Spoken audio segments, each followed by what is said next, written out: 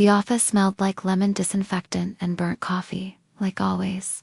Amanda had gotten used to that. What she hadn't gotten used to was the sharp twinge in her back every time she stood up from her desk. 7 months pregnant, still clocking in early, still hitting deadlines, still proving herself. She rubbed her belly absently as she reviewed the final numbers on the Walker account. 8 years in the marketing department, 4 promotions, 3 team restructures. Now the biggest. Client campaign of the year sat neatly finalized in her inbox. She should have felt pride. Instead, she felt watched.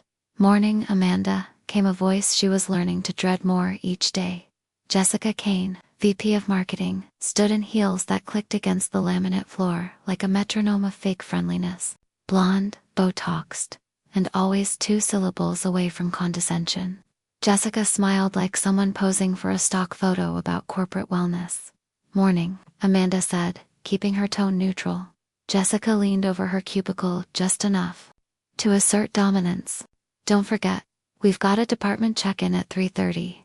Oh, and I've invited someone new to sit in. Hope you don't mind." Amanda blinked. Someone new. Jessica's smile tightened. "My niece. Just graduated from Tulane. Marketing major, super sharp. We're giving her a little real-world exposure before we finalize the summer placements." "Oh," Amanda said. The kind of "oh" women learn to say when something feels off but you don't want to sound difficult. Jessica was already walking away.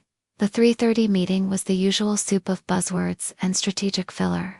Amanda tried to focus, but her eyes kept drifting to the young woman sitting beside Jessica.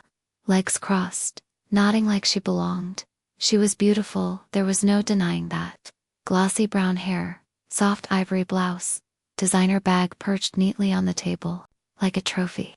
But she had no laptop, no notepad, not even a pen.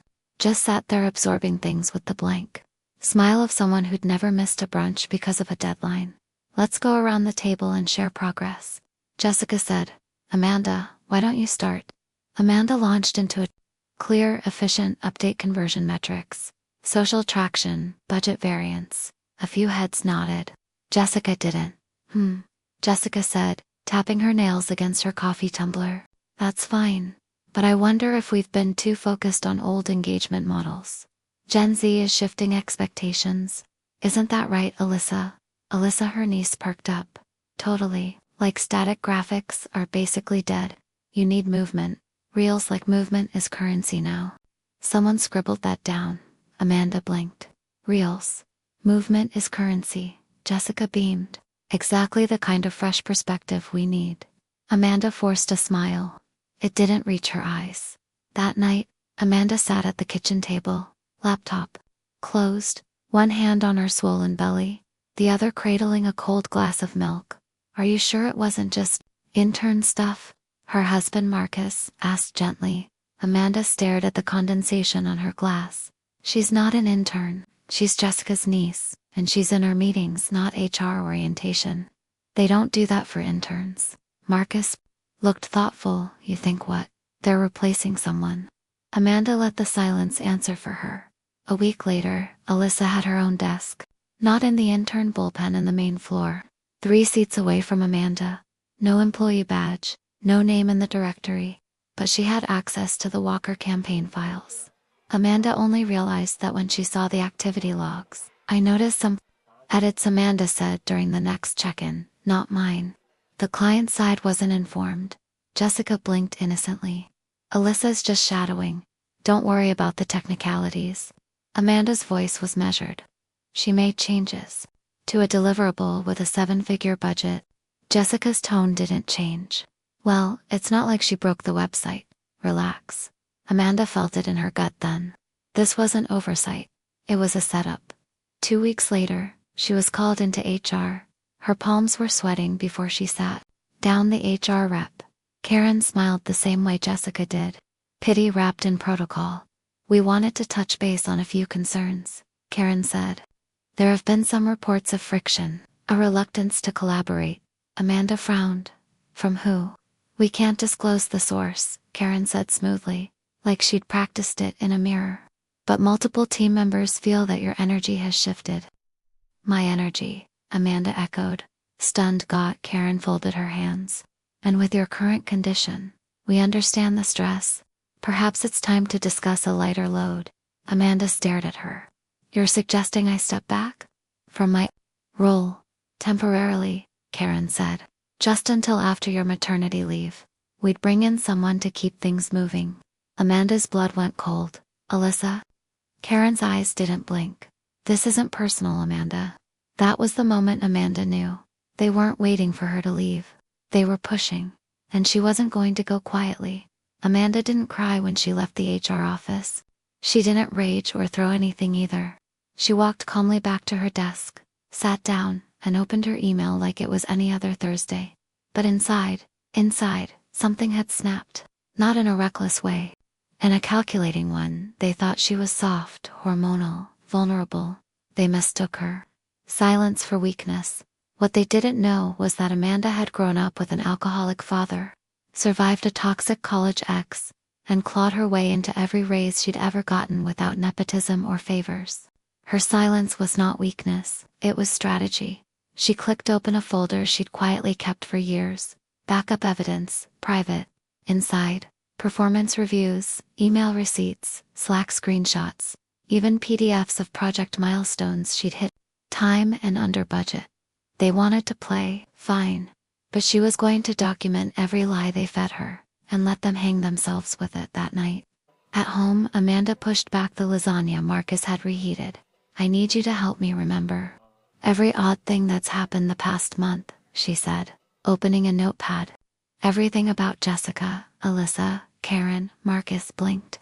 You mean like a timeline? Yes, she said. Because if they fire me, I want the truth to follow them out the door. By the end of the weekend, she had 17 bullet points. Jessica mentioning fresh eyes weeks before. Alyssa accessing files before being formally introduced to HR. Warning her about energy 2 days after she questioned campaign edits. Deleted Slack message about position shifting. Caught in her email backup pay private meeting. Between Jessica and the client she had managed for 3 years. Without her being invited, Amanda saved everything on 2 encrypted USB drives. One at home, one taped under her desk drawer. She also started ceasing herself on everything. By mid-March, her days became quieter. Her workload was being redistributed. Tasks she once owned were now assigned to collaborative teams, always with Alyssa listed at the top. Amanda, don't worry, Jessica chirped one morning in the hallway. We're just trying to ease your stress. You need to focus on the baby. Amanda's eyes narrowed. Jessica, I've never asked to reduce my load. Jessica blinked. Well, it's not always about asking, is it? That line sat with Amanda all day, like a rock in her gut. The turning point came during a client call with Walker and Denton. Amanda wasn't invited, but she joined anyway silently. Off camera, Alyssa led the presentation.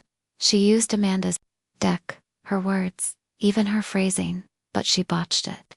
She didn't understand the client's KPIs. She confused metrics with impressions. She even mispronounced the product name. Amanda screenshot the whole thing by 5 p.m. She got a message from the client's CU. Hi Amanda, quick note, is everything okay? We noticed you weren't on today's call. Happy to wait until you're available again. We value your insight. She replied only with, thank you. I'll make time tomorrow. Then she forwarded the message to her personal email. That week, Amanda started playing a quiet game of chess. She began asking careful questions in meetings. Who's the formal point person for the client now? Could we clarify Alyssa's title for the org chart? Should I reassign my vendor relationships to someone else? Jessica always deflected. But Amanda didn't care about the answers. She cared about the tone, the defensiveness, the way HR never replied in writing anymore, the way Karen's smile became more plastic by the day. Then came the email. Subject line, formal transition plan. Amanda McCleary was cold, polished, due to the upcoming maternity leave and shifts in team strategy. Leadership has determined that a transition of Amanda's core responsibilities is best for project continuity. Effective immediately. No thank you. No mention of 8 years. Just 2 lines about coverage. And a calendar link to schedule an exit chat. She stared at the screen in silence. Instead of responding, Amanda picked up her phone. She called someone she hadn't spoken to in over a year, Nicole Baker, her old mentor, who now ran a legal nonprofit for women facing workplace discrimination. "Nicole," she said, her voice level, "you told me to call you the moment something went wrong." Nicole didn't hesitate. "Amanda, I've got time. Start from the beginning." 2 hours later, Amanda had legal options. She also had strategy. She wouldn't sign a severance right away. She wouldn't quit. She would let them fire her and document everything. Nicole promised to quietly loop in a journalist she knew, who covered HR scandals in tech-adjacent companies.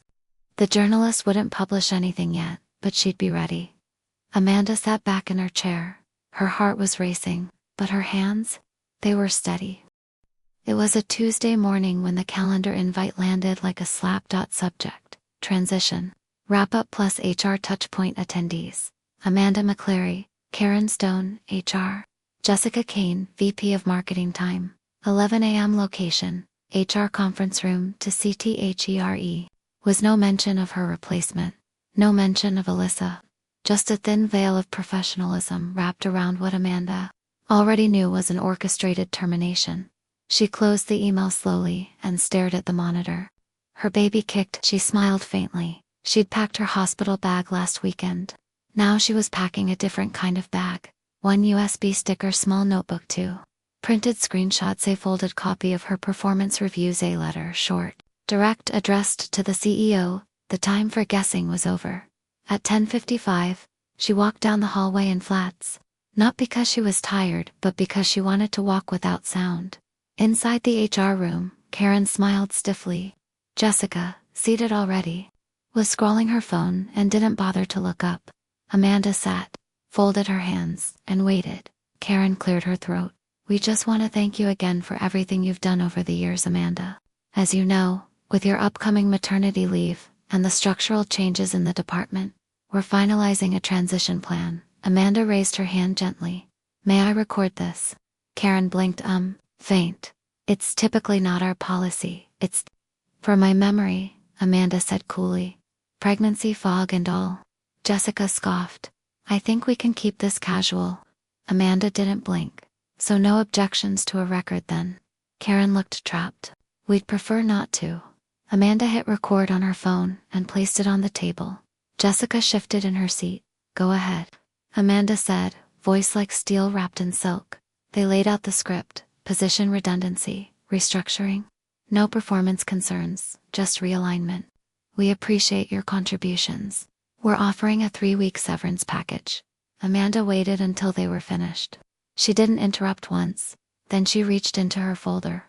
"I've prepared a short response," she said, placing one page in front of each of them. Jessica squinted. Karen looked visibly uncomfortable. It read, "To whom it may concern, I do not resign. I do not voluntarily vacate my position. I reject any attempt to frame this transition as consensual. I have met all performance benchmarks, as documented in the enclosed reviews. I am pregnant, and under federal law am protected against discrimination and retaliation in connection to that status. Any termination made at this time, especially in light of the evidence I have gathered, will be viewed as wrongful and discriminatory.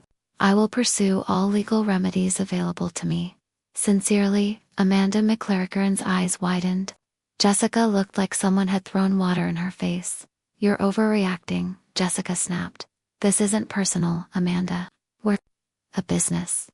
Amanda pulled out her phone again, tapped once.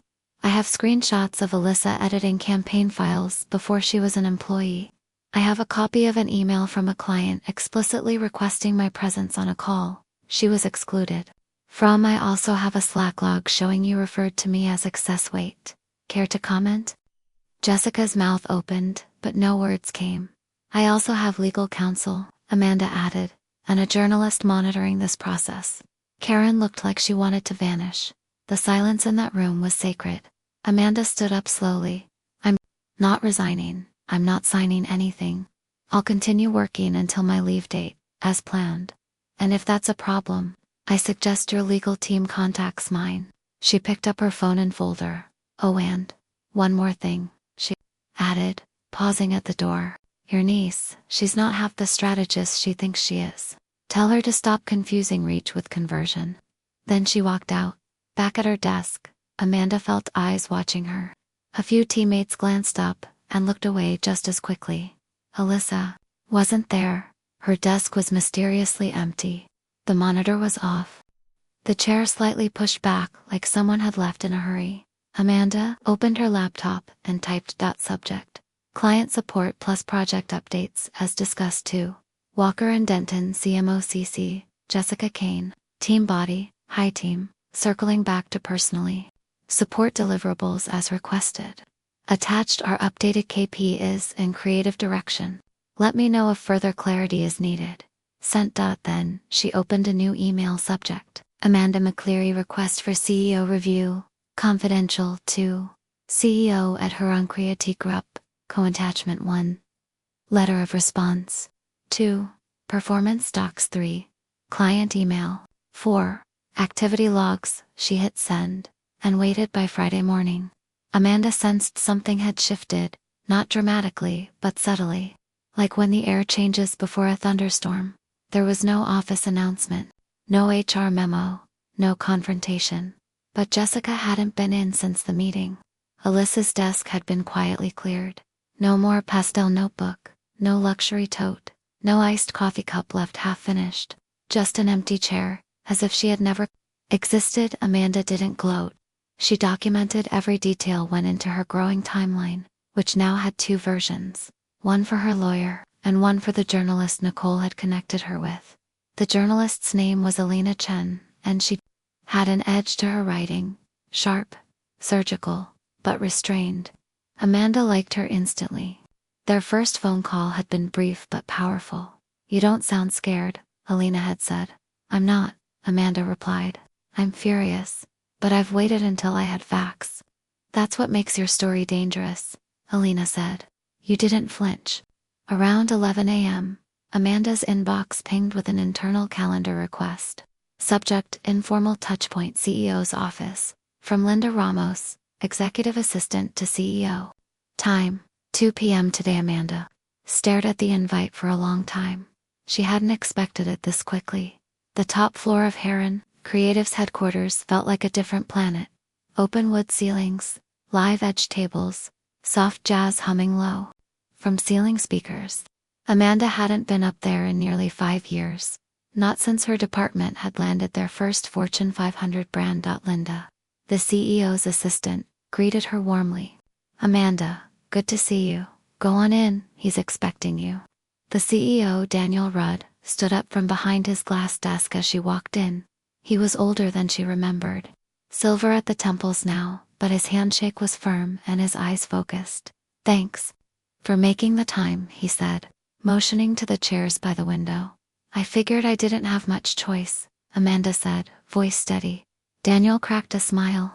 "You always did get to the point." He sat across from her. "So, I've read everything. Your documentation, the client feedback, even your performance file from last year. I'll be honest, I'm not proud of what I'm seeing." Amanda didn't blink. "Then you understand why I'm not signing anything." "I do," he said quietly. There was a long pause. Then Daniel exhaled. "Let me be clear. The termination effort stops here. You are not being let go. You will not be transitioned out. And Jessica Kane has been placed on leave pending internal investigation." Amanda sat still. .com/silent. "And the niece?" she asked finally.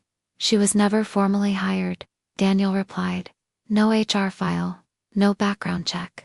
She was onboarded as a favor, something we're now correcting." Amanda let that hang in the air for a second.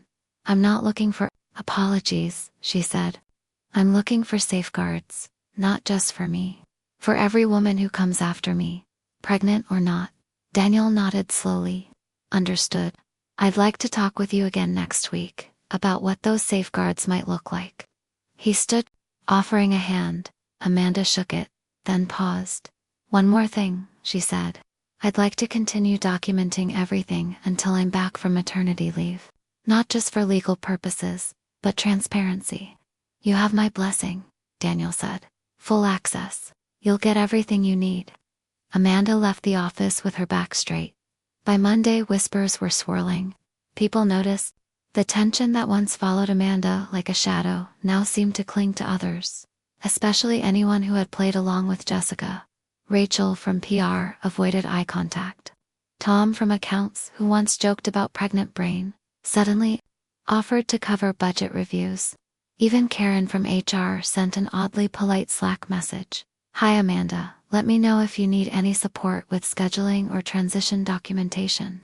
Amanda said nothing in response. She just added it to the log. That evening, Amanda opened her inbox and found a surprise subject. "I owe you an apology from Rachel Stein. Public Relations Lead Amanda, I don't expect you to trust me, but I knew what was happening. I was in the room when Jessica said you were too emotional for client work after your first prenatal checkup. I didn't speak up, I wish I had. If you're building a case, legal or otherwise, I'm willing to share what I witnessed. You deserved better." Rachel Amanda stared at the email. Then she closed her eyes and let the moment settle. Not as relief, but as momentum. Because now she wasn't just documenting injustice, she was building allies. It started with whispers, soft ones in break rooms, slight glances exchanged during meetings, quiet messages in Slack from coworkers Amanda barely spoke to. "I'm glad you stood up. We were watching." She tried the same with Camille before she left. "You're not the only one with screenshots." Amanda didn't reply to all of them. Some she logged, some she read twice. But the shift was undeniable. Jessica's absence hadn't just removed a figurehead, it had cracked open a bottle of buried stories. That Thursday, Amanda sat in a corner booth of a quiet coffee shop 3 blocks from the office. Across from her sat Rachel, PR lead, hair tied back, eyes scanning the room every few minutes like someone still unsure. "If they were doing the right thing." "She said you were hormonally defensive," Rachel confessed, staring into her mug. "In front of the CMO. That was the moment I knew what they were setting up." Amanda nodded, recording everything with a small audio device nestled between their phones. She also used the phrase liability in heels. Rachel added, eyes narrowing. Karen just nodded. Amanda's grip tightened around her cup, but she didn't interrupt. Rachel slid a folder across the table. "This is everything I archived. Internal chat logs, meeting notes, and a memo she had me revise 3 times to downplay your role in the Walker campaign." Amanda took it slowly. "Why now?" Rachel's voice cracked. "Because if someone like you doesn't win, none of us do." Back at the office, Amanda noticed the new tone of HR. Instead of cold formality, their tone had gone neutral. Then oddly helpful. Karen, once so calculated, now seemed cautious, respectful, nervous. But Amanda had also learned something important in the past week. Power doesn't apologize, it recalibrates. She kept her guard up that Friday. The CEO's assistant reached out again. Subject: follow-up workplace safeguards proposal in the boardroom. Daniel Rudd sat with a notepad and a new face beside him. Celia Tran, an external consultant and former employment attorney. Her expression was calm but razor-focused. "We've initiated the internal review," Daniel began. "Jessica's leave is now formally disciplinary, and there are more people stepping forward." Celia nodded. "Your case gave language to others." Amanda sat still. "Good. But I'm not interested in one bad manager falling. I want systems changed." So she laid it out, a formal pregnancy bias reporting process, anonymous escalation routes that bypass direct supervisors, quarterly audits of termination patterns by gender, race, and parental status, mandatory training for directors on bias, not just harassment, and, most importantly, a culture clause tied to manager bonuses. Celia was impressed. "Have you considered consulting?" Amanda raised an eyebrow. "I'm still employed. For now." Daniel smiled faintly. "You may not be for long, but in the best possible way." Later that evening, Amanda received a private email from an anonymous sender.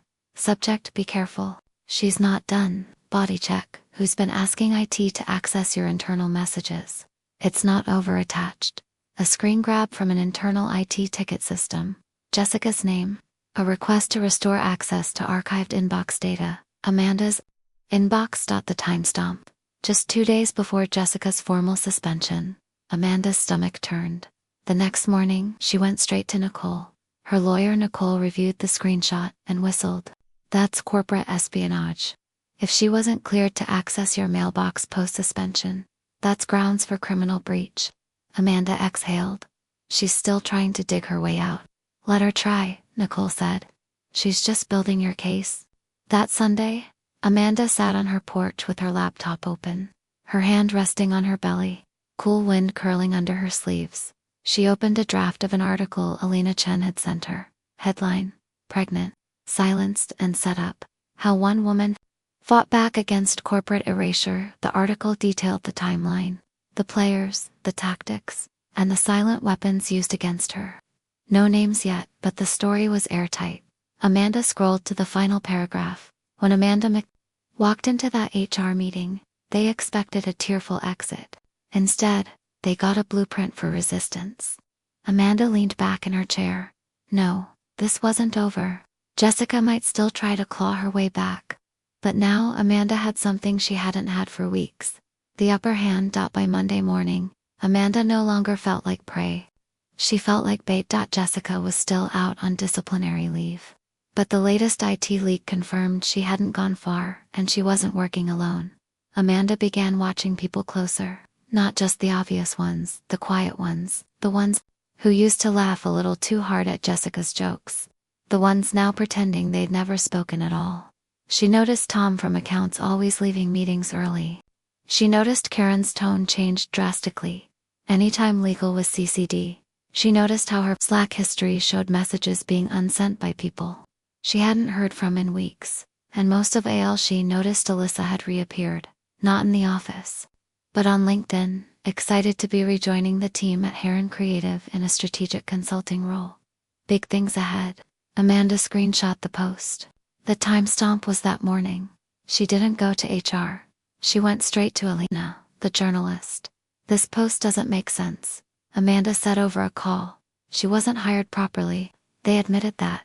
So how is she back in any capacity? Alina clicked her tongue. She's likely been brought back off book. Contract role. No paper trail. It's a backdoor play. Plausible deniability. Amanda's mouth flattened into a line. So they're trying to bring her back without touching payroll or HR protocols. They think if it's temporary or consultative, they can dance around the optics. Not if I blow the door off the hinges, Amanda said. Called Nicole next. This, Nicole said, is a gift. If they backdoor to hire after acknowledging the legal risk, that's not just stupidity. It's retaliation. Especially if she's been accessing anything related to you. I'm going to make her try, Amanda replied. That afternoon, Amanda sent a polite company-wide memo. Subject: File ownership, Walker and Denton, Campaign Dear Team. To ensure alignment and avoid version conflicts, please do not share or edit Walker assets unless assigned. This includes former or external collaborators. Direct all questions through me or Project Ops. Thank you. Amanda McClaritha. Trap was set by noon the next day. It sprung. Amanda received a silent Teams alert. A live doc, edit by a user listed only as aconsult_group_temp. She clicked the activity log.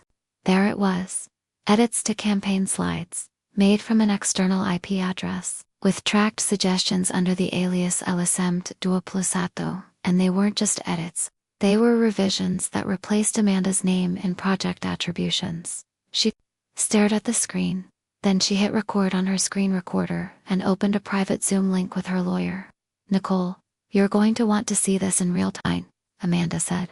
3 hours later, she stood outside the CEO's office. Again. Daniel opened the door himself this time. He looked less surprised than she expected. I was just about to call you, he said. Come in. Amanda stepped inside. This time Celia was already waiting, arms crossed. Documents spread out on the table. Daniel gestured toward the seat, his jaw tight. She's back, isn't she?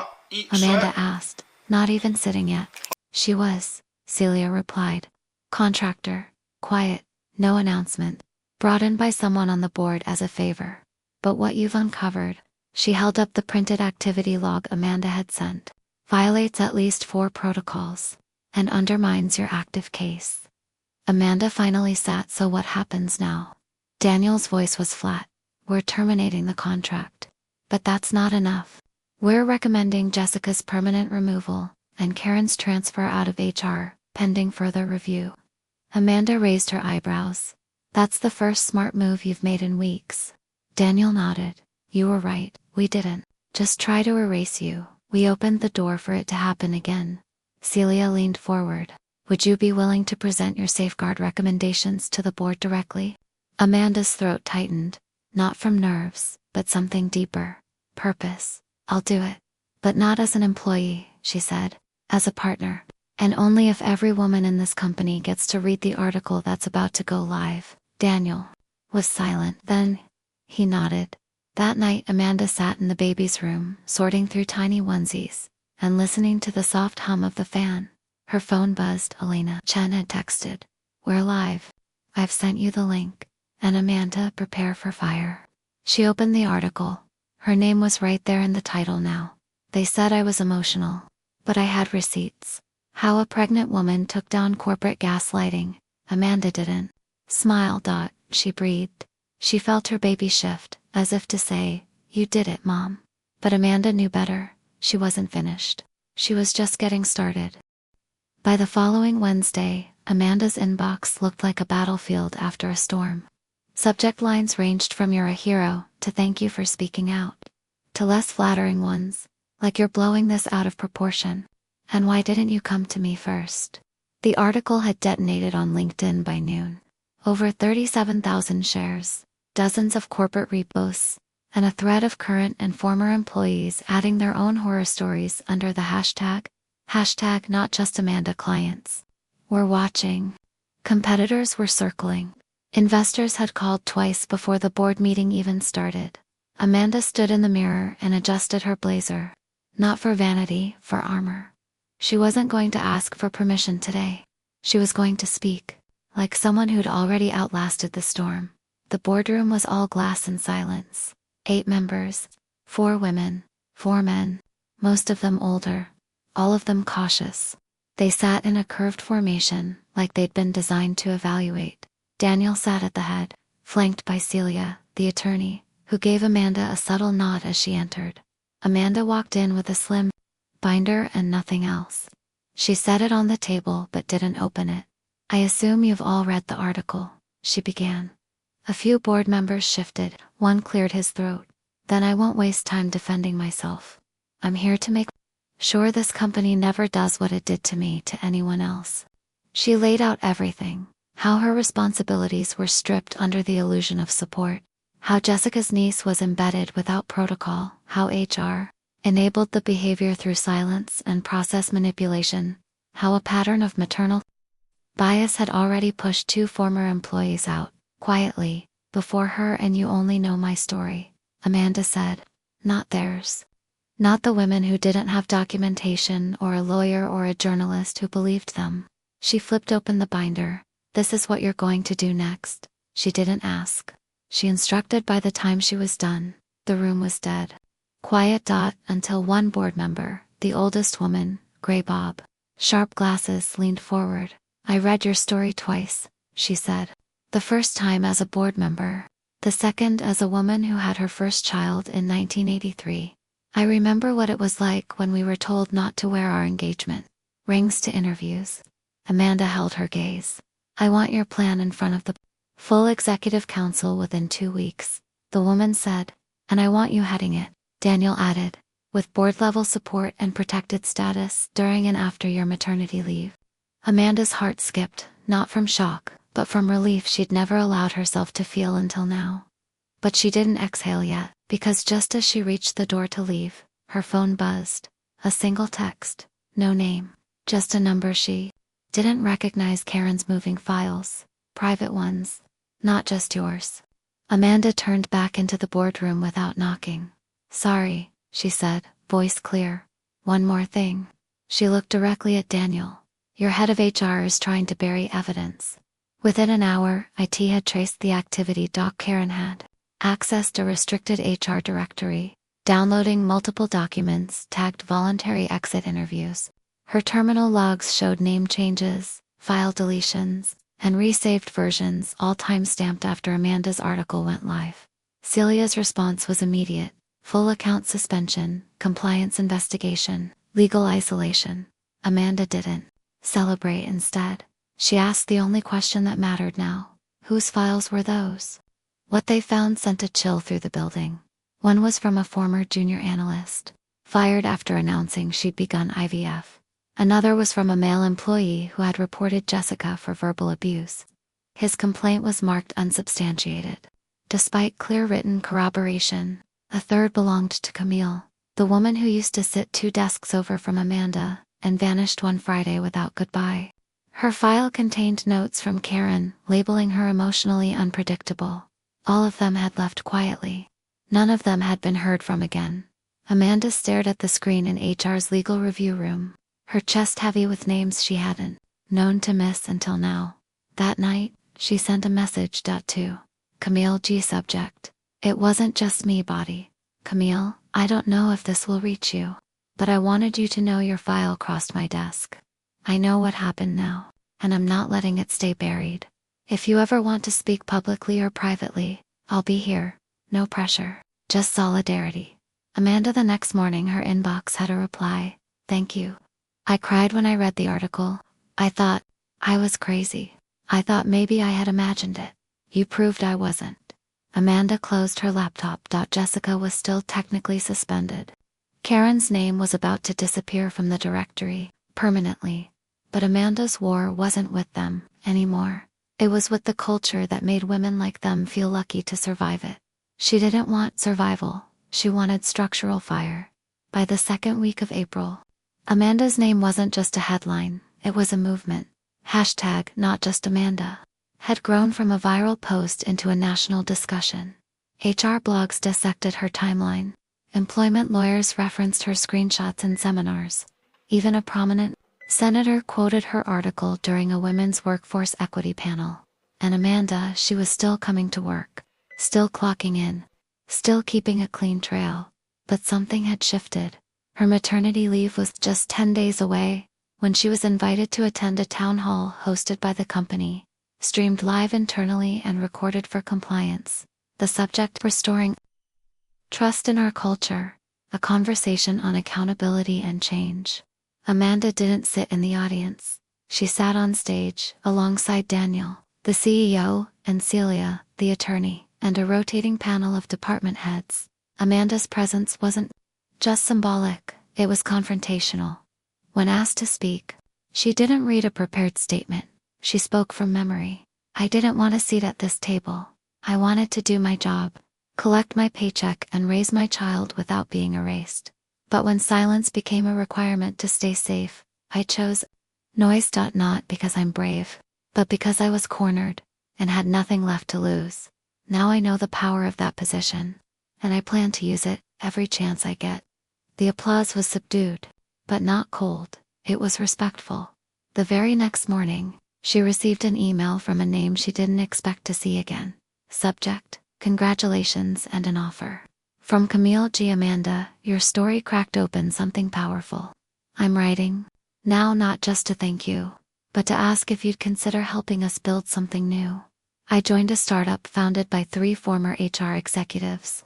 We're building a platform that audits internal cultures, using anonymous employee data, especially from mothers, caregivers, and those historically gaslit into silence.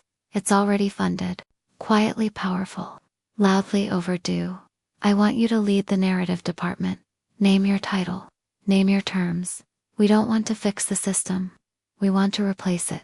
Let me know. Amanda stared at the email for a long time. That night she walked barefoot through the nursery. The crib was assembled. The drawer full of onesies was organized by color. A stack of newborn diapers sat waiting, unused. Her due date was near.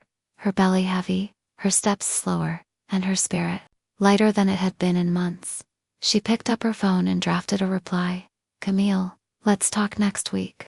I'll be a bit busy giving birth to one revolution and welcoming another, but I'm all in. Amanda. The following morning, Amanda came into work for the last time before maternity leave. No fanfare, no cake. Just peace. As she packed up her desk, Linda from the executive floor walked up quietly and handed her an envelope. Amanda opened it. Inside, a single-line letter with the company's new internal slogan, "No more silence. No more shame. No more erasure." Below that, a line handwritten by the CEO. "Inspired by your voice. Thank you for making us better, even when we didn't deserve it." She walked past HR without looking in. Past the glass boardroom. Past Jessica's old office, now empty, and out the front doors of a company she no longer feared. Amanda didn't just survive, she rewrote the playbook.